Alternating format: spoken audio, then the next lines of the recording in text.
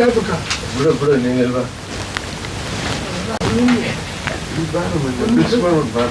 ತಲೆ ಕೆಡ್ಸು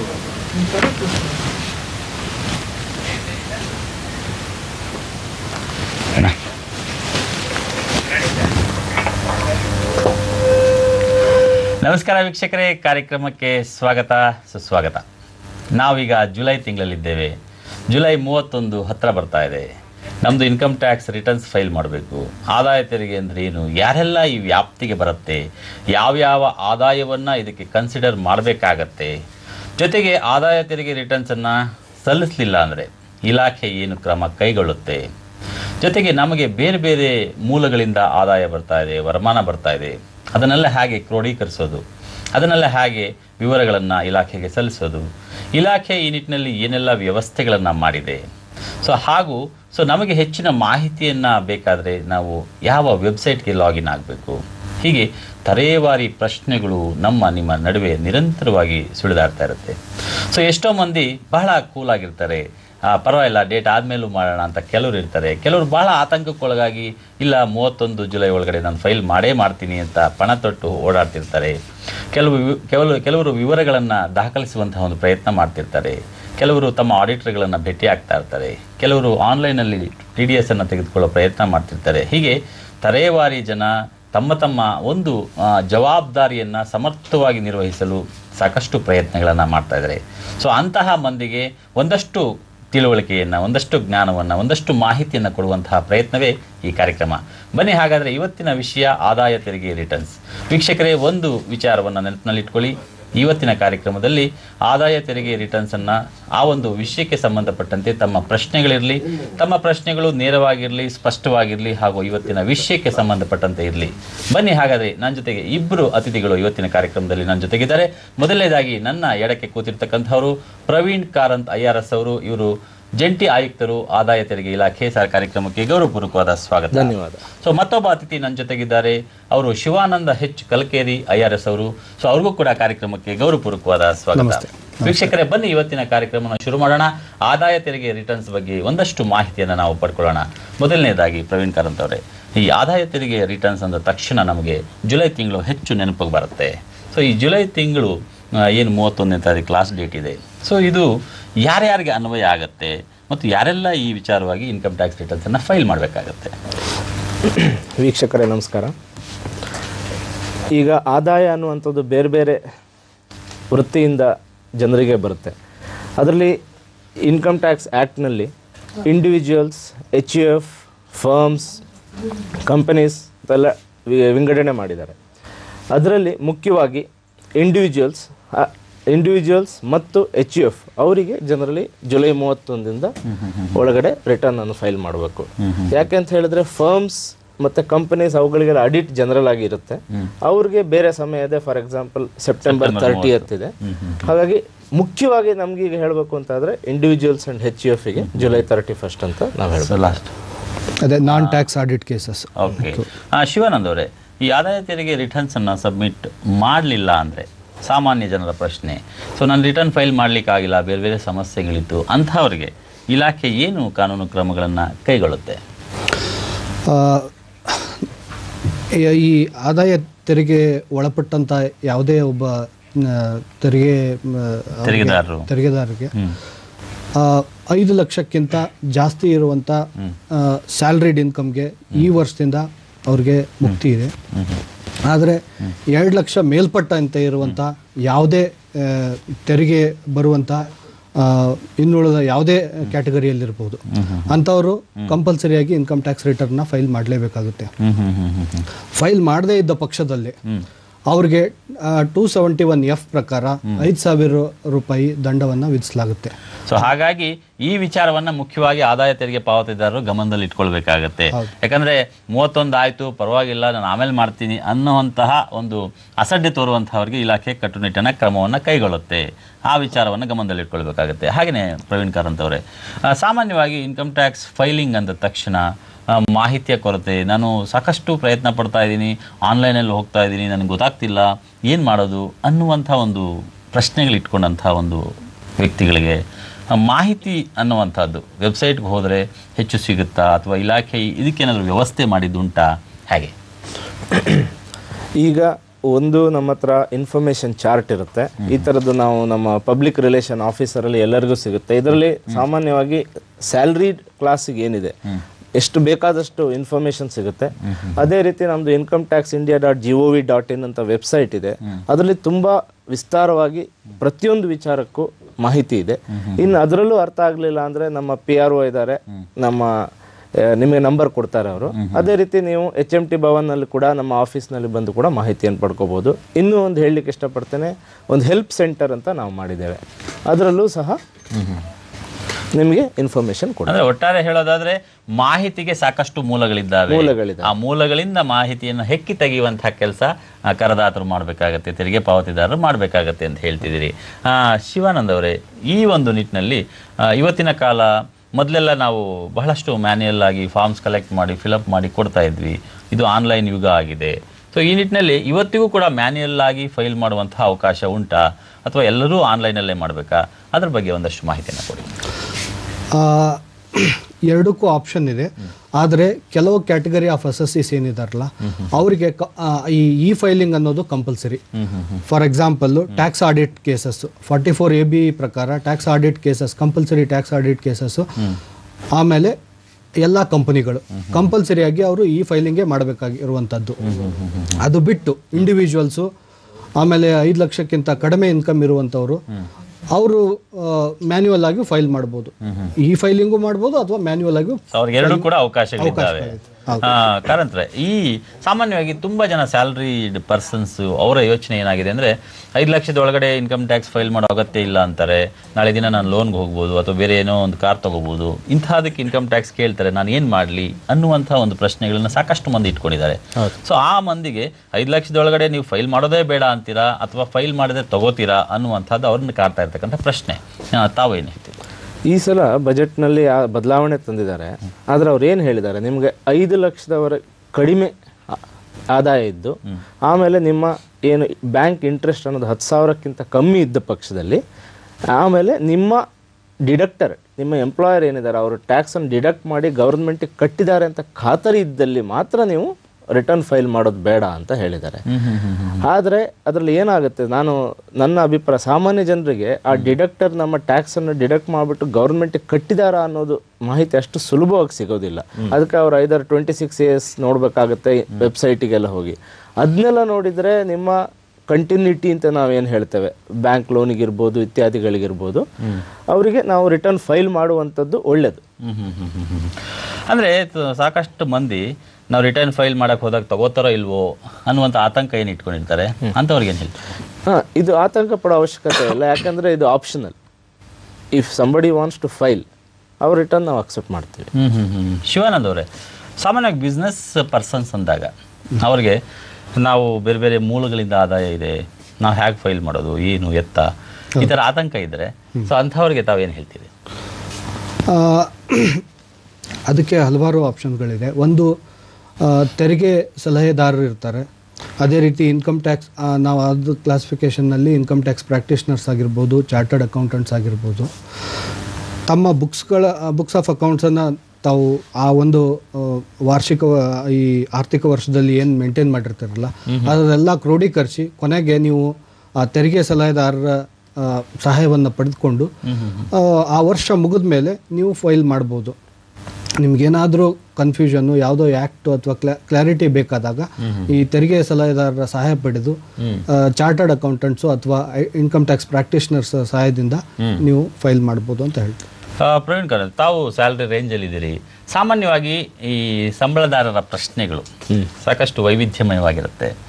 ಯಾಕಂದರೆ ಒಂದು, ನಾವು ಇನ್ಕಮ್ ಟ್ಯಾಕ್ಸ್ ಫೈಲ್ ಮಾಡೋದಾ ಬೇಡವಾ, ಹೇಗೂ ಸ್ಯಾಲ್ರಿ ಡಿಡಕ್ಷನ್ ಮಾಡಿಬಿಟ್ಟಿದ್ದಾರೆ, ನಮ್ಮ ಸಂಸ್ಥೆ ಮಾಡಿಬಿಟ್ಟಿದೆ, TDS ಕಟ್ಟಿಬಿಟ್ಟಿದೆ, 5 ಲಕ್ಷನೂ ಮೀರಿದೆ, ಆದರೂ ತೊಂದರೆ ಇಲ್ಲ ಅಂತ ರಿಲ್ಯಾಕ್ಸ್ ಆಗಿದ್ದರೆ, ಸೊ ಅಂಥವರು ರಿಲ್ಯಾಕ್ಸ್ ಆಗಿರ್ಬೋದಾ ಅಥವಾ ಅದು ಮ್ಯಾಂಡೇಟ್ರಿನ ಫೈಲ್ ಮಾಡ್ತಕ್ಕಂಥದ್ದು? ಏನಾಗುತ್ತೆ, 5 ಲಕ್ಷದ ನಂತರ ಆದಾಯ ಇರೋರಿಗೆ ಹೌದು ಟ್ಯಾಕ್ಸ್ ಡಿಡಕ್ಟ್ ಮಾಡಿರ್ತಾನೆ, ಅವ್ರಿಗೆ ಫಾರ್ಮ್ 16 ಕೂಡ ಕೊಟ್ಟಿರ್ತಾನೆ. ಆದರೆ ಎಷ್ಟೋ ಸಲ ಏನಾಗುತ್ತೆ, ಪ್ರತಿಯೊಬ್ಬರು ಸಹ ಬ್ಯಾಂಕಲ್ಲಿ ಸ್ವಲ್ಪ ಹಣ ಇಟ್ಟೇ ಇಡ್ತಾರೆ, ಐದರ್ SB ಅಕೌಂಟಲ್ಲಿ ಇರ್ಬೋದು ಅಥವಾ ಫಿಕ್ಸೆಡ್ ಡಿಪಾಸಿಟ್ ಇರ್ಬೋದು. ಅವ್ರಿಗೆ ಅದು ಇಂಟ್ರೆಸ್ಟ್ ಬರ್ತಾ ಇರುತ್ತೆ. ಅದನ್ನ ಜನರಲಿ ಆಫರ್ ಮಾಡಿರೋದಿಲ್ಲ. ಅದನ್ನ ನಾವು ಆಫರ್ ಮಾಡಬೇಕು. ಇಲ್ಲ ಅಂತಂದರೆ ನಾಳೆ ಏನಾದರೂ ಹಿಡಿದ ಪಕ್ಷದಲ್ಲಿ ಅದು ಕನ್ಸೀಲ್ಮೆಂಟ್ ಆಗುತ್ತೆ. ಹಾಗಾಗಿ ಈ ರೀತಿ ಒಂದು ಆರಾಮಾಗಿರೋದು ಒಳ್ಳೇದಲ್ಲ. ದಯವಿಟ್ಟು ಎಲ್ಲ ನೋಡ್ಕೊಂಡ್ಬಿಟ್ಟು ರಿಟರ್ನ್ ಫೈಲ್ ಮಾಡುವಂಥದ್ದು ಉತ್ತಮ ಅಂತ ನಮ್ಮ ಸಲಹೆ. ಅಂದರೆ ನಮ್ಮ ಕರ್ತವ್ಯವನ್ನ ಸಮರ್ಥವಾಗಿ ನಿರ್ವಹಿಸ್ತಕ್ಕಂಥದ್ದು ಬಹಳ ಮುಖ್ಯ. So, ಆದಷ್ಟು ಕೂಡ ಕಾನೂನನ್ನ ಪಾಲಿಸುವಂತಹದ್ದು ಪ್ರತಿಯೊಬ್ಬ ಕರದಾತರ ಕರ್ತವ್ಯ ಅಂತ ತಾವು ಹೇಳ್ತಾ ಇದ್ದೀವಿ. ಇಲ್ಲಿ ಒಂದು ದೂರವಾಣಿ ಕರೆ ಇದೆ, ಮತ್ತೆ ನಿಮ್ ಜೊತೆ ನಾನು ಮಾತನ್ನ ಮುಂದುವರಿಸ್ತೀನಿ. ರಾಘವೇಂದ್ರ ಅವರು ಕೇಳಿ. ರಾಘವೇಂದ್ರ ಅವರೇ, ನಿಮ್ಮ ಪ್ರಶ್ನೆ. ಸರ್ ನಮಸ್ತೆ. ನಮಸ್ಕಾರ ಸರ್. ಇದು ಇದೇ ಫಸ್ಟ್ ಟೈಮ್ ಈ ವರ್ಷನೇ ಇನ್ಕಮ್ ಟ್ಯಾಕ್ಸ್ ಫೈಲ್ ಮಾಡಿರೋದು. ಓಕೆ. ಅದು 2.25 ಲಕ್ಷ ಇನ್ಕಮ್ ತೋರಿಸಿದೀನಿ. ಈಗ ಮತ್ತೆ ನಾವು ಕಾರ್ ಪರ್ಚೇಸ್ ಮಾಡ್ಬೇಕಾದ್ರೆ ಮಿನಿಮಮ್ ಎಲಿಜಿಬಿಲಿಟಿ 2.5 ಲಕ್ಷ ಇರ್ಬೇಕು ಅಂತ ಕೇಳ್ತಾ ಇದ್ದಾರೆ. ಈಗ ಮತ್ತೆ ನಾವು ಇನ್ನೊಂದ್ಸರಿ ಈಗ 10,000 ಈಗ 10,000 15,000 ಕಡಿಮೆ ಇದೆ. ಈಗ ಮತ್ತೆ ನಾವು ಅದನ್ನ ತೋರಿಸ್ಬೋದ, ಯಾವ ತರ ಮಾಡ್ಬೇಕು? ಈ 10,000 15,000 ಜಾಸ್ತಿ ತೋರಿಸ್ಬೇಕಾದ್ರೆ ನಿಮ್ಮ ಆದಾಯದ ಮೂಲ ಎಲ್ಲಿಂದ ಅಂತ ಸ್ವಲ್ಪ ಹೇಳ್ತೀರಾ? ಸರ್, ಪ್ರಿಂಟಿಂಗ್ ಪ್ರೆಸ್ ನಡೆಸ್ತಾ ಇದೀವಿ. ಈಗ ಅದನ್ನ ಯಾಕೆ ತೋರಿಸಿಲ್ಲ ಮೊದಲು? ಅಲ್ಲ ಸರ್, ಇವಾಗ 2.25 ಲಕ್ಷ ತೋರಿಸಿದೀನಿ. ಈಗ ಖಂಡಿತ ಈಗ 25,000 ಸೇರಿಸಬೇಕು ಅಂತಿದ್ರಲ್ಲ, ಆ ಮೂಲ ಎಲ್ಲಿಂದ ಬಂತು ಆದಾಯ? ಅಲ್ಲ, ಈಗ ಮತ್ತೆ ಈ ವರ್ಷದಲ್ಲಿ ಮತ್ತೆ ಅದು ಒಂದ್ಸರಿ ನಾವು ಫೈಲ್ ಮಾಡಿದ್ಮೇಲೆ ಸರ್ ಮತ್ತೆ ಅದನ್ನೇನು ಎಡಿಟ್ ಮಾಡೋಕ್ಕಾಗಲ್ಲ. ಖಂಡಿತ ನಿಮ್ಮ ಪ್ರಶ್ನೆಗೆ ಕಾರಂತರು ಉತ್ತರ ಕೊಡ್ತಾರೆ. ನಿಮ್ಮ ಪ್ರಶ್ನೆ ಬಹಳಷ್ಟು ಕುತೂಹಲಕಾರಿಯಾಗಿದೆ. ನೀವು ಹೇಳ್ತಾ ಇದ್ದಿದ್ರಿ ನಾನು ಇಷ್ಟು ತೋರಿಸಿದ್ದೀನಿ, ಈಗ ನನಗೆ ಲೋನ್ ತಗೋಬೇಕಾಗಿದೆ, ಅದಕ್ಕೆ ನಾನು ಜಾಸ್ತಿ ತೋರಿಸ್ಬೇಕು ಅಂತ. ಇದು ಸ್ವಲ್ಪ ನಿಮ್ಮ ಪ್ರಶ್ನೆ ಮೊದಲು ಉತ್ತರ ಕೇಳಿಸ್ಕೊಂಡ್ಬಿಡಿ, ತದನಂತರ ಮಾತಾಡಿ ರಾಘವೇಂದ್ರ. ನಿಮ್ಮ ಪ್ರಶ್ನೆಗೆ ನಾನು ಉತ್ತರ ಕೊಡ್ತೀನಿ. ಆದ್ರೆ ಅದಕ್ಕಿಂತ ಮೊದಲು ನಾನು ಇದಕ್ಕೆ ಹೇಳಕ್ಕೆ ಇಷ್ಟಪಡ್ತೀನಿ. ಏನು ಅಂತ ಹೇಳಿದ್ರೆ, ನೀವು ಹೇಳ್ತಾ ಇರೋದು ಹೇಗಿದೆ ಅಂದರೆ, ನನಗೆ ಎಷ್ಟು ಲೋನಿಗೆ ಎಷ್ಟು ಬೇಕೋ ಅಷ್ಟು ಮಾತ್ರ ನಾನು ಆದಾಯ ತೋರಿಸ್ತೀನಿ ಅನ್ನೋ ಥರ ಹೇಳ್ತಾ ಇದ್ದೀರಿ. ಅದು ತಪ್ಪು. ಆದರೆ ನೀವೀಗ ನಿಮ್ಗೆ ಇನ್ನೂ ಜಾಸ್ತಿಯಾಗಿ ನೀವು ಆದಾಯ ತೋರಿಸ್ಬೇಕು ಅಂತ ಆದರೆ ನೀವು ರಿವೈಸ್ ರಿಟರ್ನ್ ಫೈಲ್ ಮಾಡ್ಬೋದು. ಕಾನೂನಲ್ಲಿ ಅದಕ್ಕೆ ಅವಕಾಶ ಇದೆ. ರಾಘವೇಂದ್ರ ಅವರೇ, ನಿಮ್ಮ ಪ್ರಶ್ನೆಗೆ ಧನ್ಯವಾದಗಳು. ಖಂಡಿತ ನೀವು ನಿಮ್ಮ ಆದಾಯ ಯಾವುದಾದ್ರೂ ಬಿಟ್ಟು ಹೋಗಿದ್ದಲ್ಲಿ ರಿವೈಸ್ ರಿಟರ್ನ್ ಅನ್ನ ಫೈಲ್ ಮಾಡಲಿಕ್ಕೆ ಖಂಡಿತ ಕಾನೂನಲ್ಲಿ ಅವಕಾಶ ಇದೆ. ಸೊ ಆದರೆ ಕೇವಲ ಲೋನ್ಗೋಸ್ಕರ ಅಂತ ಹೋದಾಗ ಅದು ತಪ್ಪಾಗತ್ತೆ ಅಂತ ನಮ್ಮ ಅಧಿಕಾರಿಗಳು ಹೇಳ್ತಾ ಇದ್ದಾರೆ. ಧನ್ಯವಾದಗಳು ನಿಮ್ಮ ಪ್ರಶ್ನೆಗೋಸ್ಕರ. ಹಾಗೆಯೇ ಈ ಶಿವಾನಂದ್ ಅವರೇ, ಇಂತಹ ಸಂದರ್ಭಗಳಲ್ಲಿ ಸಾಮಾನ್ಯವಾಗಿ ಇವತ್ತು ನೋಡ್ತೀವಿ, ಎಲ್ಲರೂ ಕೂಡ ಒಂದಲ್ಲ ಒಂದು ರೀತಿ ಲೋನ್ಗೆ ಹೋಗಬೇಕು, ಅದಕ್ಕೋಸ್ಕರ ಇನ್ಕಮ್ ಟ್ಯಾಕ್ಸ್ ಫೈಲ್ ಮಾಡಿಕೊಡಿ ಅಂತ ಏನು ಬರ್ತಾರೆ. ಇದೆಷ್ಟು ಮಟ್ಟಿಗೆ ಸರಿ ಇದು? ನಾನು ಇಲ್ಲೇ ಎರಡು ಒಂದು ದೃಷ್ಟಿಕೋನದಿಂದ ಈ ಪೂರ್ತಿ ವಿಷಯವನ್ನು ನೋಡ್ಲಿಕ್ಕೆ ಇಚ್ಛೆ ಪಡ್ತೇನೆ. ಒಂದು ಇಗ್ನೋರೆನ್ಸ್. ಈಗ ಎಷ್ಟೋ ಜನರಿಗೆ ನನ್ನ ಒಂದು ಮನೆ ಇದೆ, ಓಕೆ, ಅದನ್ನು ನಾನು ಬಾಡಿಗೆಗೆ ಕೊಟ್ಟಿದ್ದೀನಿ, ಅದರಿಂದ ನನಗೆ ಆದಾಯ ಬರುತ್ತೆ, ಬಟ್ ಅದನ್ನು ನಾನು ಇನ್ಕಮ್ ಟ್ಯಾಕ್ಸ್ನಲ್ಲಿ ತೋರಿಸ್ಬೇಕನ್ನೋ ಅದು ಗೊತ್ತೇ ಇರಲ್ಲ ಎಷ್ಟೋ ಜನಕ್ಕೆ. ಈ ಇಗ್ನೋರೆನ್ಸ್ನಿಂದ ಆಗೋದು ಕೂಡ ಅದು ತಪ್ಪಾದರೂ ಕೂಡ, ಬಟ್ ನಾವು ಏನು ಮಾಡ್ಬೇಕಂತಂದ್ರೆ ಇದನ್ನ ತಿಳ್ಕೋಬೇಕು. ನಮ್ಮ ಆದ್ಯ ಕರ್ತವ್ಯ ಏನು, ಯಾವ್ಯಾವ ಇನ್ಕಮ್ ಮೇಲೆ ನಾವು ಟ್ಯಾಕ್ಸ್ ಕಟ್ಟಬೇಕು, ಇದು ಗೊತ್ತಿದ್ದನೂ ನಾವು ಮಾಡೋ ತಪ್ಪೇನಿದೆ ಅಲ್ಲ, ಅದು ನಾವು ಕ್ಷಮಿಸೋಕ್ಕಾಗೋದಿಲ್ಲ. ಹಾಗಾಗಿ ಇದು ಈ ಸಂಬಂಧಪಟ್ಟಂತೆ ಹೇಳ್ಬೇಕಂತಂದ್ರೆ, ನಾವು ಇನ್ಕಮ್ ಟ್ಯಾಕ್ಸ್ ಆಕ್ಟ್ ಪ್ರಕಾರ 5 ಥರ ಇನ್ಕಮ್ನ ಕ್ಲಾಸಿಫೈ ಮಾಡಿದ್ವಿ. ಒಂದು ಇನ್ಕಮ್ ಫ್ರಮ್ ಸ್ಯಾಲರೀಸ್ ಅಂತಂದು, ಆ್ಯಂಡ್ ಎರಡನೇದು income tax from house property ಅಂತ. Income from house property on which you are suppose to pay the tax. ಮೂರನೇದು income from capital gains. Suppose ನಾನು ಯಾವುದೋ ಒಂದು ಅಸೆಟ್ ಇರುತ್ತೆ, ಅದನ್ನು ನಾನು ಮಾರಿರ್ತೀನಿ, ಅದರಿಂದ ಬಂದಂಥ ಇನ್ಕಮ್ ಮೇಲೆ ನಾನು ಟ್ಯಾಕ್ಸ್ ಕಟ್ಟಬೇಕಾಗೋದು. ಅದೇ ರೀತಿ ಇನ್ಕಮ್ ಫ್ರಮ್ ಅದರ್ ಸೋರ್ಸಸ್. ಅದಕ್ಕಿಂತ ಮುಖ್ಯವಾಗಿ ಮ್ಯಾಕ್ಸಿಮಮ್ ನಮಗೆ ಆದಾಯ ಬರ್ತಿರೋದು income from business and profession. So ಹಾಗಾಗಿ ಈ 5 ಸೋರ್ಸ್ಗಳಿಂದ, ಮೂಲಗಳಿಂದ ಬರುವಂಥ ಆದಾಯವನ್ನು ಕ್ರೋಢೀಕರಿಸಿ ನಾವು ಅದ್ರ ಮೇಲೆ ಟ್ಯಾಕ್ಸ್ ಕಟ್ಟಬೇಕಾಗುತ್ತೆ. ಅಂದರೆ ಈ 5 ಮೂಲಗಳೇನಿದ್ದಾವೆ, ಸ್ಯಾಲ್ರಿ ಇರ್ಬೋದು, ಅಥವಾ ನಿಮ್ಮ ಸೈಟು ಅಥವಾ ಮನೆ ಏನಾದರೂ ಮಾರಾಟ ಮಾಡಿರ್ತಕ್ಕಂಥದ್ದು ಇರ್ಬೋದು, ಅಥವಾ ನಿಮ್ಮ bank interest, other source of income ಇರ್ಬೋದು, ಅಂದರೆ ಪ್ರೊಫೆಷನ್ ಇರ್ಬೋದು, ಬಿಸ್ನೆಸ್ ಇರ್ಬೋದು, ಇವೆಲ್ಲವನ್ನ ಕೂಡ ಒಂದು ಆದಾಯವಾಗಿ ಪರಿಗಣಿಸಲಾಗುತ್ತೆ. ಒಂದು ದೂರವಾಣಿ ಕರೆಯಿದೆ, ವಿಶ್ವನಾಥ್ ಮೈಸೂರಿನಿಂದ. ತದನಂತರ ನಿಮ್ಮ ಜೊತೆ ಮಾತನ್ನು ಮುಂದುವರಿಸ್ತೀನಿ. ಹೇಳಿ ವಿಶ್ವನಾಥ್, ನಿಮ್ಮ ಪ್ರಶ್ನೆ. ಹಲೋ ವಿಶ್ವನಾಥ್ ಅವರೇ, ನಿಮ್ಮ ಪ್ರಶ್ನೆ ಕೇಳಿ. ಖಂಡಿತ ತಾಂತ್ರಿಕ ತೊಂದರೆಯಿಂದ ಕರೆ ಕಟ್ಟಾಗಿದೆ ಅನಿಸುತ್ತೆ. ಸೊ ನಾವು ಮಾತನಾಡ್ತಾ ಇದ್ವಿ ಕಾರಂತ್ರೆ, ಈ 5 ವಿಧಾನಗಳು ಏನು, 5 ಮೂಲಗಳಿಂದ ಆದಾಯ ಬರುತ್ತೆ. ಈಗ ನನಗೆ ಒಂದು 3 ಪ್ರೊಫೆಷನಲ್ಲಿ ಅಥವಾ 3 ಸೋರ್ಸಸ್ಸಲ್ಲಿ ನನಗೆ ಇನ್ಕಮ್ ಇದೆ, ನಾನು 1 ತೋರಿಸಿ 2 ತೋರಿಸಿಲ್ಲ ಅಥವಾ ತೋರ್ಸೋಕ್ಕಾಗಿಲ್ಲ, ನನಗೆ ಗೊತ್ತಿಲ್ಲ, ಇಗ್ನೋರೆನ್ಸ್, ಈ ಥರ ಮಂದಿ ಏನಿದ್ದಾರೆ, ಸೊ ಅಂಥವರಿಗೆ ಇಲಾಖೆ ಯಾವ ರೀತಿ ಕಾನೂನು ರೀತಿ ಕ್ರಮಗಳನ್ನು ಕೈಗೊಳ್ಳುತ್ತೆ? ನಮ್ಗೆ ಏನಾಗುತ್ತೆ, ವಿಧ ಕಡೆಗಳಿಂದ ನಮ್ಗೆ ಇನ್ಫಾರ್ಮೇಶನ್ ಬರುತ್ತೆ. ಆ ಇನ್ಫಾರ್ಮೇಶನ್ ತಗೊಂಡು ನಾವು ಜನರಲಿ ಸ್ಕ್ರೂಟಿನಿ ಅಂತ ಮಾಡ್ತೇವೆ. ಈಗ ಅದ್ರ ನಂಬರ್ ಕೂಡ ಜಾಸ್ತಿ ಆಗ್ತಾ ಇದೆ.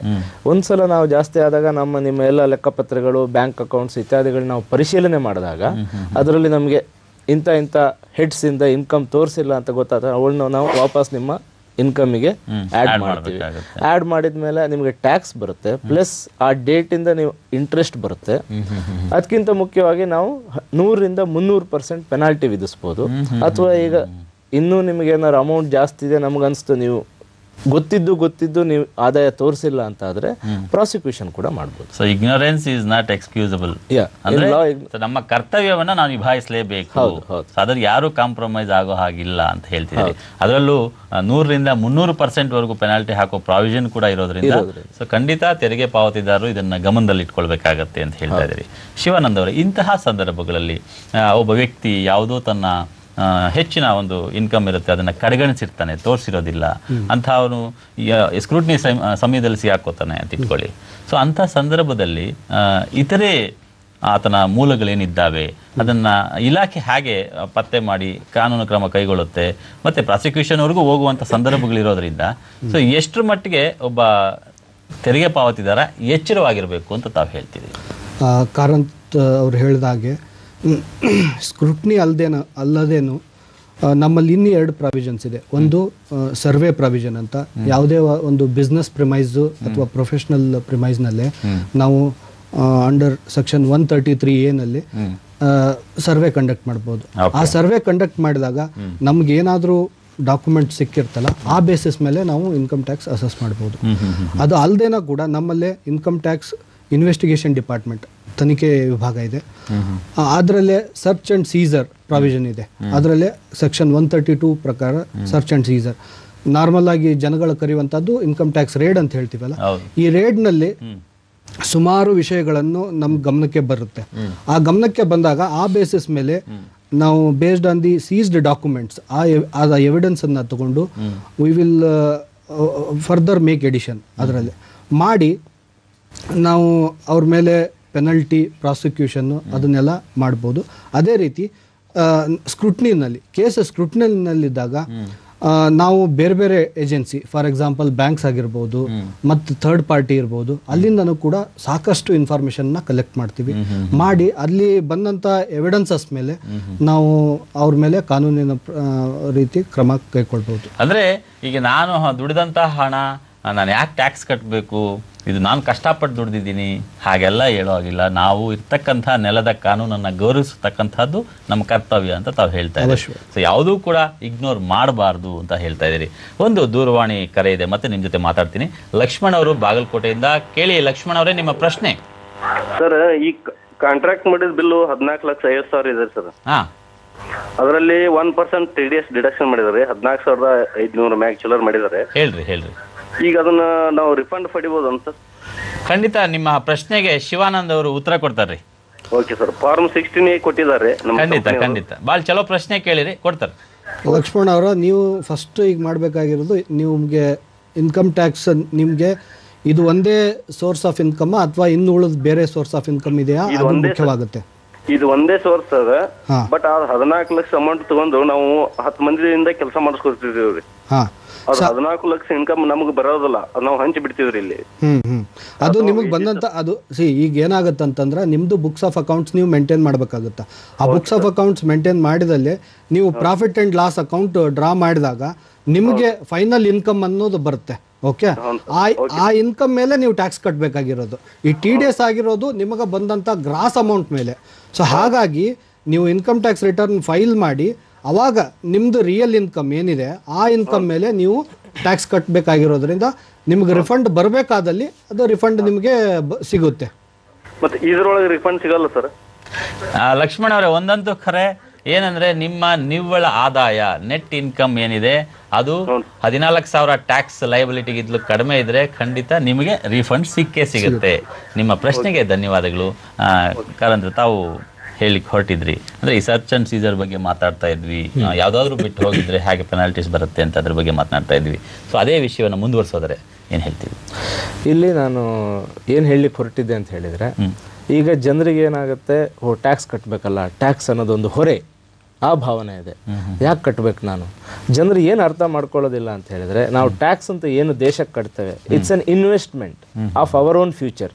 ಈಗ ನಮಗೆ ನಮ್ಮ ದೇಶದಲ್ಲಿ ರಸ್ತೆಗಳು ಬೇಕು, ಅಥವಾ ಪಬ್ಲಿಕ್ ಫೆಸಿಲಿಟೀಸ್ ಅಂತ ಏನಿದೆ ಅದು ಬೇಕು. ಅದೇ ರೀತಿ ಈಗ ನಮ್ಮ ದೇಶದಲ್ಲಿ ತುಂಬ ಬಡತನ ಇದೆ, ಸರ್ಕಾರ ಅವ್ರ ಏಳಿಗೆಗಾಗಿ ತುಂಬ ಕಾರ್ಯಕ್ರಮಗಳನ್ನ ಮಾಡ್ತಾ ಇದೆ.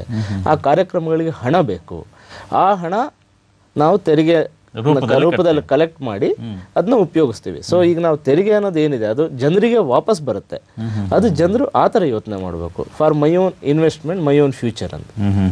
ಅಂದರೆ ನಾವು ಕಟ್ಟುವಂತಹ ತೆರಿಗೆ ನಮ್ಮ ದೇಶಕ್ಕೆ ಅಥವಾ ನಮಗೆ ಹೇಗೆ ಉಪಯೋಗ ಆಗುತ್ತೆ ಅಂದರೆ, ನಾವು ಈ ದೇಶದ ಅಭಿವೃದ್ಧಿಯಲ್ಲಿ ಪಾಲುದಾರರು ಅನ್ನುವಂತಹದ್ದನ್ನು ತೆರಿಗೆ ಪಾವತಿದಾರರು ಗಮನಿಸಬೇಕಾಗತ್ತೆ. ಒಂದು ದೂರವಾಣಿ ಕರೆ ಇದೆ, ಹಿರೇಮಠರು ದೂರವಾಣಿ ಕರೆ ಮಾಡಿದ್ದಾರೆ. ಕೇಳಿ ಹಿರೇಮಠರೇ, ನಿಮ್ಮ ಪ್ರಶ್ನೆ. ನಮಸ್ಕಾರ ಸರ್. ನಮಸ್ಕಾರ ರೀ ಸರ್. ಆದಾಯ ತೆರಿಗೆ ಇಲಾಖೆಗೆ ಒಂದು ಇದು ಯಾವುದು ನಿಮ್ಮ ತನಿಖಾ ವಿಭಾಗಕ್ಕೆ ಸಂಬಂಧಪಟ್ಟ ಒಂದು ಪ್ರಶ್ನೆ ಸರ್. ಕೇಳ್ರಿ. ಆದಾಯ ತೆರಿಗೆಯಿಂದ ಕೆಲವೊಂದು ಮಾಹಿತಿಗಳನ್ನು ಕೊಡೋದಲ್ಲ ಸರ್ ಜನ. ಅಂತವ್ರ ಬಗ್ಗೆ ನಾವು ಮಾಹಿತಿಗಳನ್ನ ಒದಗಿಸಿದಾಗ ಇಲಾಖೆಯಿಂದ ಯಾವ ರೀತಿ ಪ್ರೋತ್ಸಾಹಧನದ ಒಂದು ಯೋಜನೆ ಇದೆ ಅಂತ ನಾವು ಕೇಳ್ಪಟ್ಟಿದ್ದೇವೆ. ಅದರಿಂದ ಯಾವ ರೀತಿ ಮಾಹಿತಿ ಹೇಳ್ಬೇಕು, ಪ್ರೋತ್ಸಾಹಧನದ ಬಗ್ಗೆ ತಮ್ಮ ಒಂದು ಮಾಹಿತಿ.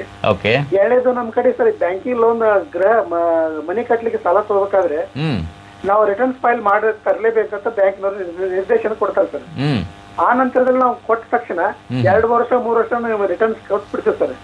ಆ ನಂತರದಲ್ಲಿ ನೀವು ಫಾಲೋ ಅಪ್ ಮಾಡಂಗಿಲ್ಲ.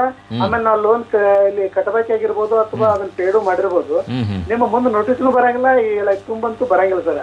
ಆ ನಿಟ್ಟಿನಲ್ಲಿ ತಮ್ಮ ಯೋಚನೆ ಏನು? ಖಂಡಿತ ಹಿರೇಮಠ್ರೆ, ಬಹಳ ಚಲೋ ಪ್ರಶ್ನೆ ಕೇಳಿರಿ. 2 ಪ್ರಶ್ನೆಗಳಿಗೆ ಉತ್ತರ ಕೊಡ್ತಾರೆ. ಮೊದಲನೇದಾಗಿ ಶಿವಾನಂದ್ ಅವರೇ, ಇವ್ರ ಪ್ರಶ್ನೆಗೆ ಉತ್ತರ ಕೊಡೋದಾದ್ರೆ ಮುಖ್ಯವಾಗಿ ಒಂದು, ನಾವು ಯಾರದಾದ್ರೂ ಆದಾಯದ ಬಗ್ಗೆ ಮಾಹಿತಿಯನ್ನ ಕೊಟ್ರೆ ಇಲಾಖೆಯಿಂದ ಹೇಗೆ ಪ್ರೋತ್ಸಾಹ ಸಿಗುತ್ತೆ ಅನ್ನುವಂಥದ್ದು, ಆ ಪ್ರಶ್ನೆಗೆ ತಾವು ಉತ್ತರ ಕೊಡಿ. ನಮ್ಮಲ್ಲೇ ನಾನು ಅಲ್ಲ ಈಗಾಗಲೇ ಹೇಳಿದ ಪ್ರಕಾರ ಇನ್ವೆಸ್ಟಿಗೇಷನ್ ಡಿಪಾರ್ಟ್ಮೆಂಟ್ ಇದೆ, ತನಿಖೆ. ಅಲ್ಲಿ ಏನಾಗುತ್ತೆ ಅಂತಂದರೆ, ನಮ್ಮಲ್ಲೇ ನಾವು ಯಾವುದೇ ಒಂದು ಕೇಸನ್ನು ಈ ಸರ್ಚ್ ಆ್ಯಂಡ್ ಸೀಸರ್ಗೆ ತಗೋಬೇಕಾದಾಗ it's a very elaborate procedure. ಏನಾಗುತ್ತಂತಂದ್ರೆ ಹಲವಾರು ಸೋರ್ಸಸ್ ಆಫ್ ಇನ್ಫಾರ್ಮೇಷನ್ ನಮಗೆ ಬರುತ್ತೆ. ಒಂದು, ಅನಾಮಧೇಯ ಪತ್ರಗಳು ಬರ್ಬೋದು, ಅಥವಾ ಕೆಲವೊಮ್ಮೆ ಹೆಸರು ಹೇಳಿ ಪತ್ರಗಳು ಬರ್ಬೋದು. ಅದೇ ರೀತಿ ಇನ್ಸೈಡರ್ ಇನ್ಫಾರ್ಮೇಶನ್ ಅಂತ ಹೇಳ್ತೀವಿ. ಅಲ್ಲೇ 10 ವರ್ಷದಿಂದ ಅವನ ಅಕೌಂಟೆಂಟ್ ಆಗಿ ಕೆಲಸ ಮಾಡ್ತಿರ್ತಾನೆ ಅವನ ಆಫೀಸ್ನಲ್ಲಿ, ಅವನೇ ನಮ್ಗೆ ಇನ್ಫಾರ್ಮೇಶನ್ ಕೊಡ್ಬೋದು. That will be A very definite information. ಅದೇ ಆಮೇಲೆ market information, based on market information ನಾವು ಕೇಸಸನ್ನು ಬಿಲ್ಡ್ ಮಾಡ್ತೀವಿ. ಅದೇ ರೀತಿ ನಾವು ಇನ್ಕಮ್ ಟ್ಯಾಕ್ಸ್ ರಿಟರ್ನ್ಸ್, ಅವ್ರು ಕಟ್ಟಿದಂಥ ಇನ್ಕಮ್ ಟ್ಯಾಕ್ಸ್ ರಿಟರ್ನ್ನ ಅನಾಲಿಸಿಸ್ ಮಾಡ್ತೀವಿ, 5-6 ವರ್ಷದ್ದು ಇನ್ಕಮ್ ಟ್ಯಾಕ್ಸ್ ರಿಟರ್ನ್ಸ್. ಸೊ ಈ ಎಲ್ಲ ಕೂಡಿ ನಾವು ಆ ಕೇಸನ್ನು ಬಿಲ್ಡ್ ಮಾಡ್ತೀವಿ. ಇನ್ಫಾರ್ಮರ್ಸಿಗೆ ಏನು ನಾವು ಅವಾರ್ಡ್ಸ್ ಅಂತ ಹೇಳ್ತೀವಿ, ಅದನ್ನು ಕೊಡೋದಕ್ಕೆ ಸಂಬಂಧಪಟ್ಟಂತೆ ಹೇಳ್ಬೇಕಂತಂದರೆ ಅದಕ್ಕೆ ಪ್ರಾವಿಷನ್ ಇದೆ, ಬಟ್ ಅದಕ್ಕೊಂದು ಪ್ರೊಸೀಜರ್ ಇದೆ. ಅದು ಏನಂತಂದ್ರೆ it's a very elaborate procedure. Normally ಜನಗಳು ಏನು ಅನ್ಕೋತಾರೆ ಅಂತಂದ್ರೆ, ಯಾರಾದರೂ ಹೈ ಇನ್ಕಮ್ ಇದೆ ಅಂತಂದ್ರೆ ಅವರು high evasion ಮಾಡ್ತಾರಂತೇನಲ್ಲ. High income tax ಅವರು ಅರ್ನ್ ಮಾಡ್ತಾ, ಐ ಮೀನ್ ಹೈ ಇನ್ಕಮ್ ಇದ್ದಾಗ ಅಷ್ಟೇ ಅವ್ರು ಟ್ಯಾಕ್ಸು ಕಟ್ತಿರ್ಬೋದು. ಜನರಲ್ ಇಂಪ್ರೆಷನ್ ಏನಂತಂದ್ರೆ ನೀವು ಸ್ಪೆಸಿಫಿಕ್ ಇನ್ಫಾರ್ಮೇಶನ್ ಕೊಡ್ಬೇಕು, ಅದು ಬಹಳ ಮುಖ್ಯ. ಅಂದ್ರೆ ಸುಮ್ಮನೆ ನಾನು ಯಾರಿಗೋ ಫೋನ್ ಮಾಡ್ಬಿಟ್ಟು ಇಲಾಖೆಗೆ ಇಂಥವ್ರು ಬಹಳ ದುಡ್ದಿದ್ದಾರೆ ಅಂದ್ರೆ ಯಾರು ಬರಹಂಗಿಲ್ಲ. ಅದಕ್ಕಾಗಿ ನಿಖರವಾದ ಮಾಹಿತಿ, ಡೆಫಿನೆಟ್ ಇನ್ಫಾರ್ಮೇಶನ್ ಇರಬೇಕು. ಇಷ್ಟು ಅವನು ಇವೇಡೆಡ್ ಇನ್ಕಮ್ ಇದೆ, ಇಲ್ಲಿ ಅವನು ಬ್ಯಾಂಕ್ ಡೆಪಾಸಿಟ್ಸ್ ಇದೆ ಅನ್ಅಕೌಂಟೆಡ್, ಅಂದ್ರೆ which has not disclose to the department. ಆಮೇಲೆ ಇಷ್ಟು ಅನ್ಅಕೌಂಟೆಡ್ ಒಂದು ಇನ್ಕಮ್ ಇದೆ ಅಂತ ಡೆಫಿನೆಟ್ ಇನ್ಫಾರ್ಮೇಶನ್ ಇದ್ದು, ಆ ಇನ್ಫಾರ್ಮೇಶನ್ ಬೇಸಿಸ್ ಮೇಲೆ ನಾವು ಇನ್ಕಮ್ ಟ್ಯಾಕ್ಸ್ ರೇಡ್ ಮಾಡಿ ನಮಗೆ ಅವನು ಅಸಸಿ ಡಿಸ್ಕ್ಲೋಜರ್ ಕೊಟ್ಟು, ಆಮೇಲೆ ಅದು ಅಪೀಲ್ ಲೆವೆಲ್ನಲ್ಲೂ ಸ್ಟ್ಯಾಂಡ್ ಆದಮೇಲೆ ನಮ್ಮಲ್ಲಿ ಒಂದು ಕಮಿಟಿ ಇರುತ್ತೆ, ಕಮಿಷನರು ಆಮೇಲೆ ಡೈರೆಕ್ಟರ್ ಜನರಲ್ಲು ಅವರು ಒಳಗೊಂಡಂಥ ಒಂದು ಕಮಿಟಿ ಇರುತ್ತೆ. That committee will decide what should be the reward for him ಅಂತ. And that is final. He cannot question it even in court of law. Okay ಅಂದ್ರೆ ಒಂದಂತೂ ಸತ್ಯ, ಈಗ ನಾವು ಯಾರದೋ ಬಗ್ಗೆ ಫೋನ್ ಕಾಲ್ ಮಾಡಿ ಮಾಹಿತಿ ಕೊಡ್ಲಿಕ್ಕಾಗಲ್ಲ, ಅಥವಾ ಯಾರೋ ಒಬ್ಬರು ರೇಡ್ ಆಗಿದ ತಕ್ಷಣ ನಮ್ಗೆ ಇಷ್ಟು ಬರುತ್ತೆ ಅನ್ನುವಂಥ ನಿರೀಕ್ಷೆನೂ ಬೇಡ. ಅದಕ್ಕೆ ಸಾಕಷ್ಟು ತನ್ನದೇ ಆದ ಪ್ರೊಸೀಜರ್ಸ್ ಇದೆ. ಅದಾದ ನಂತರ ರಿವಾರ್ಡ್ ಪ್ರಶ್ನೆ ಬರುತ್ತೆ. ಅವರ ಇನ್ನೂ ಒಂದು ಪ್ರಶ್ನೆ ಕೇಳಿದ್ರು, ಅದ್ರ ಬಗ್ಗೆನೂ ಕೂಡ ನಾನು ಮಾತನಾಡ್ತೀನಿ. ಅದಕ್ಕೂ ಮುಂಚೆ ಒಂದು ದ್ಯಾವಣ್ಣ ಅವರು ಬೀಳಗಿಯಿಂದ ಕರೆ ಮಾಡಿದ್ದಾರೆ. ಕೇಳಿ ದ್ಯಾವಣ್ಣರೇ, ನಿಮ್ಮ ಪ್ರಶ್ನೆ. ದಯವಿಟ್ಟು ನಿಮ್ಮ ಟಿವಿ ವಾಲ್ಯೂಮ್ ಅನ್ನ ಮ್ಯೂಟ್ ಮಾಡಿ ದ್ಯಾವಣ್ಣ ಅವರೇ. ಹಲೋ, ಕೇಳ್ರಿ, ಪ್ರಶ್ನೆ ಕೇಳ್ರಿ. ಈಗ ನಾವು ಇನ್ಕಮ್ ಟ್ಯಾಕ್ಸ್ SB ಅಕೌಂಟ್ನಾಗ 6 ಲಕ್ಷ ರೂಪಾಯಿ ಇದೆ ಸರ್. ಅದ ಈಗ ಅದಕ್ಕ ಏನ್ರ ಇಂಟ್ರೆಸ್ಟ್ ಟ್ಯಾಕ್ಸ್ ಬೀಳ್ತಾನಂತ. 6 ಲಕ್ಷ ಹ್ಯಾಂಗ್ ಬಂದ್ರಿ ತಮ್ಗ? 6 ಲಕ್ಷ ರೂಪಾಯಿ SB ಒಳಗ ಇದೆ ಸರ್. ಹೌದು. 6 ಲಕ್ಷ ಎಲ್ಲಿಂದ ಬಂತ್ರಿ? ಏನ್ ಸ್ಯಾಲರಿ ರಿಟರ್ನ್, ಸ್ಯಾಲರಿ ಸೇವಿಂಗ್ಸಾ ಅಥವಾ ಫ್ಯಾಮಿಲಿ ಸೇವಿಂಗ್ಸಾ? ಮುಳುಗಡೆ ಮುಳುಗಡೆದು ಮುಳುಗಡೆ ದುಡ್ಡು ಬಂದಿತ್ತು ಸರ್. 6 ಲಕ್ಷ ರೂಪಾಯಿ ಬ್ಯಾಂಕ್ನಾಗ ಇದೆ. ಓಕೆ, ಖಂಡಿತ ನಿಮ್ಮ ಪ್ರಶ್ನೆಗೆ ಕಾರಂತರ ಉತ್ತರ ಕೊಡ್ತಾರ್ರಿ. ಅದು ಸರ್ ಅದಕ್ಕೇನ್ರ ಟ್ಯಾಕ್ಸ್ ಎಕ್ಸ್ ಬೀಳ್ತೈತೋ ಅಥವಾ ಅದನ್ನ ಹ್ಯಾಂಗ್ ತಕ್ಕೋಬೇಕು ಅನ್ನೋದು ಖಂಡಿತ ಸರ, ಕೇಳಿಸ್ಕೊರಿ. ಅದೀಗ ಕಂಪನ್ಸೇಷನ್ ಅಂತ ಆಗುತ್ತೆ. ಕಂಪನ್ಸೇಷನ್ಗೆ ಅವ್ರು ಆಕ್ಚುಲಿ TDS ಮಾಡಬೇಕು, ಅದಕ್ಕೆ ಟ್ಯಾಕ್ಸ್ ಬರುತ್ತೆ. ಅಂದ್ರೆ ನಿಮ್ಮ ಅವ್ರು ಕೇಳ್ತಾ ಇರೋದು SB ಅಕೌಂಟ್ ಅಲ್ಲಿ ಇದೆ, ಇಂಟ್ರೆಸ್ಟ್ ಬರುತ್ತಲ್ಲ, ಅದಕ್ಕೆ ಟ್ಯಾಕ್ಸ್ ಬರುತ್ತಾ? SB ಅಕೌಂಟ್ ಅಲ್ಲಿ ನಿಮ್ಮ ಇಂಟ್ರೆಸ್ಟ್ ಬಗ್ಗೆ ಟ್ಯಾಕ್ಸ್ ಬರುತ್ತೆ. 10,000 ಮಾತ್ರ ವಿನಾಯಿತಿ ಇದೆ. ಅದ್ರ ನಂತರ ಹೆಚ್ಚೇನು ಬರುತ್ತೆ ಅದಕ್ಕೆ ಟ್ಯಾಕ್ಸ್ ಬರುತ್ತೆ. ಸೊ SB ಇಂಟ್ರೆಸ್ಟ್ ಅಲ್ಲಿ 10,000 ಮಾತ್ರ ವಿನಾಯಿತಿ ಇದೆ. ಈಗ ಟ್ಯಾಕ್ಸ್ ಅದಕ್ಕೆ ಹಾಕ್ತಾರೆ ಇಲ್ಲ ಸರ್? ಕೇಳಿಸ್ಕೊರಿ. ಹಾಕ್ತಾರೆ. ಆದ್ರೆ ಈ ವರ್ಷಕ್ಕೆ ಸಂಬಂಧಪಟ್ಟಂತೆ ಹಾಕಿದ್ರೆ ರಿಟರ್ನ್ ಫೈಲ್ ಮಾಡೋದು ಹೆಂಗ್ ಸರ್? ಸರ, ನಿಮ್ಮ ರಿಟರ್ನ್ ಫೈಲ್ ಮಾಡಬೇಕಾದ್ರೆ ಯಾರಾದರೂ ತೆರಿಗೆ ಸಲಹೆಗಾರರನ್ನ ಭೇಟಿಯಾಗ್ರಿ. ಖಂಡಿತ ನಿಮ್ಗೆ ಹೆಚ್ಚಿನ ಮಾಹಿತಿಯನ್ನ ಕೊಡ್ತಾರೆ. ಇವತ್ತಿನ ಕಾರ್ಯಕ್ರಮದಲ್ಲಿ ಏನ್ ತಾವು ಸರ ಕೇಳ್ರಿ 16A ಫಾರ್ಮ್ ಕೊಡ್ತಾರಲ್ರಿ? ಕೊಡ್ತಾರ್ರಿ. ನೀವು ಬ್ಯಾಂಕ್ಗೆ ಭೇಟಿಯಾಗ್ರಿ. ಬ್ಯಾಂಕ್ ಅಲ್ಲಿ 16A ಕೊಡ್ತಾರೆ. ಅದನ್ನ ತಗೊಂಡು ಯಾರಾದರೂ ಆಡಿಟರ್ ಹತ್ರ ಕೊಡಿ, ಖಂಡಿತ ನಿಮಗೆ ಮಾಡ್ಕೊಡ್ತಾರೆ. ಅಥವಾ ನಿಮಗೆ ವೆಬ್ಸೈಟ್ ಎಲ್ಲ ನೋಡೋ ಅಭ್ಯಾಸ ಇದ್ರೆ ಇನ್ಕಮ್ ಟ್ಯಾಕ್ಸ್ ವೆಬ್ಸೈಟ್ಗೆ ಲಾಗಿನ್ ಆದರೆ ಖಂಡಿತ ಹೆಚ್ಚಿನ ಮಾಹಿತಿಯನ್ನು ಸಿಗುತ್ತೆ. ಭಾಳ ಧನ್ಯವಾದಗಳು ರೀ ನಿಮ್ಮ ಪ್ರಶ್ನೆಗೆ. ಅವ್ರು ಕೇಳ್ತಾ ಇದ್ರು ಆಗಲೇ ಒಂದು ದೂರವಾಣಿ ಕರೆಯ ಮೂಲಕ. ಸೊ ರೇಟ್ ಬಗ್ಗೆ ಮಾಹಿತಿ ಕೊಡುವಂಥದ್ರ ಬಗ್ಗೆ ಕೇಳಿದ್ರು. ಸೊ ತದನಂತರ ಏನು ಅವರ ಪ್ರಶ್ನೆ ಆಗಿತ್ತು ಅಂದರೆ, ಈ ಒಂದು ಇನ್ಕಮ್ ಟ್ಯಾಕ್ಸ್ ಇಲಾಖೆ ಸಾಕಷ್ಟು ಮಂದಿ ಲೋನ್ಗೋಸ್ಕರ ಇನ್ಕಮ್ ಟ್ಯಾಕ್ಸ್ ಫೈಲ್ ಮಾಡ್ತಾರೆ, ತದನಂತರ ಫೈಲ್ ಮಾಡಲ್ಲ, ಆದರೆ ಇಲಾಖೆ ನೋಟಿಸೇ ಕೊಡಲ್ಲ, ಹಾಗಾಗಿ ನಾವು ಮರ್ತು ಬಿಡ್ತೇವೆ ಅನ್ನುವಂಥದ್ದು ಅವ್ರ ಪ್ರಶ್ನೆ ಆಗಿತ್ತು. ಈ ನಿಟ್ಟಿನಲ್ಲಿ 3 ವರ್ಷ ಅಥವಾ 4 ವರ್ಷ ಫೈಲ್ ಮಾಡಿರ್ತಾರೆ, ತದನಂತರ ಫೈಲ್ ಮಾಡದೇ ಇರುವಂಥವ್ರಿಗೆ ಯಾಕೆ ಇಲಾಖೆ ನೋಟಿಸ್ ಕೊಡ್ತಾ ಇಲ್ಲ? ಕಾರಣ ಅವರು ತಪ್ಪು ಕಲ್ಪನೆ ಇಟ್ಕೊಂಡಿದ್ದಾರೆ. ಈಗ 2 ತರ ಆಗುತ್ತೆ. ಒಂದು, ಇಲಾಖೆ ಈಗ ಸ್ಟಾಪ್ ಫೈಲರ್ ಮತ್ತೆ ನಾನ್ ಫೈಲರ್ ಅಂತ ಅದನ್ನು ಲಿಸ್ಟ್ ಅನ್ನು ಜನರೇಟ್ ಮಾಡ್ತಾ ಇದೆ. ಈಗ ನೋಟಿಸ್ಗಳು ಇಶ್ಯೂ ಆಗ್ತಾ ಇದಾವೆ. ಎರಡನೇದಾಗಿ ಏನಾಗಿದೆ, ಈಗ ಪ್ರತಿಯೊಂದು ಕೂಡ ನಿಮ್ಮ ಬ್ಯಾಂಕಲ್ಲಿರುವ ಹಣ ಇರ್ಬೋದು, ನೀವು ತಗೊಂಡೋಗಿ ಬ್ಯಾಂಕಲ್ಲಿ ಹಾಕೋ ಹಣ ಇರ್ಬೋದು, ಅಥವಾ ನೀವು ದೊಡ್ಡ ದೊಡ್ಡ ಪರ್ಚೇಸ್ ಮಾಡ್ತೀರಿ, ಪ್ರಾಪರ್ಟಿ ಇರ್ಬೋದು, ಕಾರ್ ಇರ್ಬೋದು, ಜ್ಯುವೆಲ್ರಿ ಇರ್ಬೋದು, ಎಲ್ಲ ರೆಕಾರ್ಡ್ ಆಗ್ತಾ ಇದೆ. ಅದನ್ನೆಲ್ಲ ನಾವು ಲಿಂಕ್ ಮಾಡ್ತಾ ಇದ್ದೇವೆ. ಹಾಗಾಗಿ 99% ಆಫ್ ದ ಟೈಮ್ ಅವರಿಗೆ ನೋಟಿಸ್ ಹೋಗುತ್ತೆ. ಅವರು ಸಿಗಾಕೋತಾರೆ.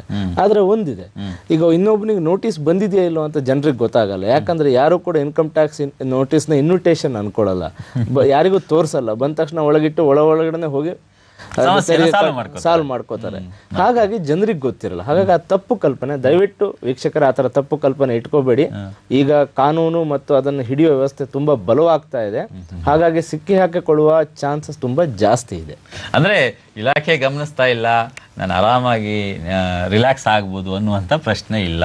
ಖಂಡಿತ ಇಲಾಖೆ ಗಮನಿಸುತ್ತೆ, ನೋಟಿಸ್ ಕೊಡುತ್ತೆ ಅಂತ ಹೇಳ್ತಿದ್ದೀರಿ. ಶಿವಾನಂದ್ ಅವರೇ, ಈ ಸಂದರ್ಭದಲ್ಲಿ ಸಾಮಾನ್ಯವಾಗಿ ಬೇರೆ ಯಾರಿಗೋ ಇನ್ಕಮ್ ಟ್ಯಾಕ್ಸ್ ಸಮಸ್ಯೆ ಬಂದಿದೆ ಅಂದ ತಕ್ಷಣ ಒಂದು ರೂಮರ್ಸ್ ಆಗುತ್ತೆ, ಬಹಳ ಅವರು ಮನೇಲಿ ಕೋಟಿ ಹಣ ಸಿಕ್ತಂತೆ, ಹಾಗೆ ಹೀಗೆ ಅನ್ನುವಂಥದ್ದು ಸಾಮಾನ್ಯ ಜನರ ಒಂದು ರೂಮರ್ಸ್ ಇರುತ್ತೆ. ಸೊ ಈ ನಿಟ್ಟಿನಲ್ಲಿ ಇಂಥದ್ದೆಲ್ಲ ನಿಜವಲ್ಲ, ಅಥವಾ ವಾಸ್ತವ ಅಲ್ಲಿ ಏನು ವ್ಯಕ್ತವಾಗುತ್ತೆ ಅಥವಾ ಏನಲ್ಲಿ ಸಿಕ್ಕಿರುತ್ತೆ ಅದು ಮಾತ್ರ ನಿಜವಾಗುತ್ತೆ. ಈ ನಿಟ್ಟಿನಲ್ಲಿ ಸಾಮಾನ್ಯರು ಈ ರೀತಿಯಾಗಿ ಮಾತಾಡ್ಕೊಳ್ತಕ್ಕಂಥದ್ದು, ಅಥವಾ ಯಾರನ್ನೋ ರೇಡ್ ಮಾಡಿದ ತಕ್ಷಣ ನಾನು ಕಟ್ಟಬೇಕು ಅಂತ ಅಲರ್ಟ್ ಆಗ್ತಕ್ಕಂಥದ್ದೆಲ್ಲ, ಸೊ ಅವ್ರ ಜವಾಬ್ದಾರಿಗಳನ್ನು ಫ್ರಮ್ ದಿ ಡೇ ಒನ್ ಹೇಗೆ ನಿರ್ವಹಿಸಬೇಕಾಗತ್ತೆ? ಈಗ ನೋಡಿ, ಇಲ್ಲಿವರೆಗೂ ನಮ್ಮಲ್ಲಿ ಅದು ಇನ್ಕಮ್ ಟ್ಯಾಕ್ಸ್ ಡಿಪಾರ್ಟ್ಮೆಂಟು ಕಂಪ್ಯೂಟರೈಸೇಷನ್ನಲ್ಲಿ one of the earliest department actually ಹಾಗೆ ನೋಡಿದರೆ. But in respect of collecting information from other departments, ಆ ಒಂದು ದಿಶೆಯಲ್ಲಿ ಇತ್ತಿತ್ತಲಾಗೆ ಒಂದು 4-5 ವರ್ಷದಿಂದ ತುಂಬಾ ಡೆವಲಪ್ಮೆಂಟ್ಸ್ ಆಗ್ತಾ ಇದೆ. ಸುಮಾರು ಕಂಪ್ಯೂಟರೇಷನ್ ಆಗಿರೋದ್ರಿಂದ ಎಲ್ಲ ಬ್ಯಾಂಕ್ಗಳಿಂದ ಆಗ್ಬೋದು ಅಥವಾ register office, sub register office ಆಗಿರ್ಬೋದು. ಆಮೇಲೆ ಸುಮಾರು ಎಲ್ಲೇ ಹೈ ವ್ಯಾಲ್ಯೂ ಟ್ರಾನ್ಸಾಕ್ಷನ್ಸ್ ಏನಾಗ್ತಾ ಇದೆಯಲ್ಲ ಅಲ್ಲೆಲ್ಲ ನಾವು ಇನ್ಫಾರ್ಮೇಶನ್ ಕಲೆಕ್ಟ್ ಮಾಡ್ಕೊಳ್ತಾ ಇದ್ದೀವಿ. ಅದನ್ನ ಕ್ರೋಢೀಕರಿಸಿ ಯಾರ್ಯಾರು ಟ್ಯಾಕ್ಸ್ ಕಟ್ಟಿಲ್ಲ ಅಂತ ಗೊತ್ತಾಗಿ ಆದ ಪಕ್ಷದಲ್ಲಿ ಅಂಥವ್ರಿಗೆ ನಾವು ನೋಟಿಸ್ ಕಳಿಸ್ತಾ ಇದ್ದೀವಿ.